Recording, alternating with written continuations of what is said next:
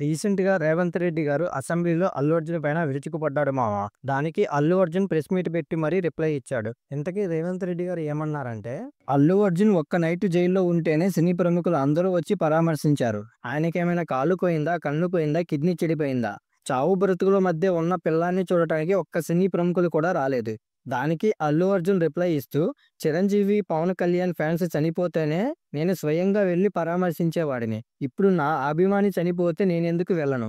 నేను అక్కడికి వెళ్ళకూడదని నా లీగల్ టీమ్ చెప్పడంతో ఆగిపోయా. నా తండ్రి పోలీసుల దగ్గరకు వెళ్లి పర్మిషన్ తీసుకొని కిమ్స్ హాస్పిటల్‌కి వెళ్లారు.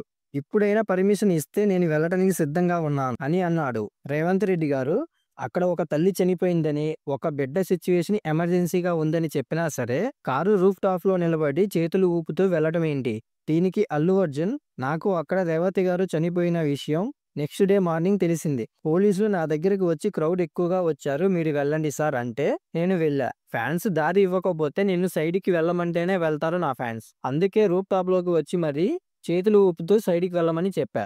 రేవంత్ రెడ్డి గారు, పోలీసులు పర్మిషన్ ఇవ్వకుండా సంధ్య థియేటర్ దగ్గర నువ్వెందుకు వెళ్ళావు? అక్కడ ఒకటే దారి ఉంది. అంతమంది క్రౌడ్‌ని హ్యాండిల్ చేయలేమని చెప్పినా సరే నువ్వెందుకు వచ్చావు? దీనికి అల్లు అర్జున్, నేను పోలీసుల అనుమతితోనే థియేటర్‌కి వెళ్ళా. పర్మిషన్ లేదని చెప్తే అప్పుడే వెనక్కి వెళ్ళేవాడిని. కానీ థియేటర్‌కి వెళ్లేందుకు పోలీసులే రూట్ క్లియర్ చేశారు. రేవంత్ రెడ్డి గారు, ఇంత జరిగిన తర్వాత అల్లు అర్జున్‌ని అరెస్ట్ చేయడానికి వెళ్తే పోలీసులపైనే దురుసుగా బిహేవ్ చేశాడు. దీనికి అల్లు అర్జున్, నేనేమి దురుసుగా బిహేవ్ చేయలేదు. పోలీసులు వచ్చారు, నేను వారితో వెళ్ళా అని అన్నాడు మామ.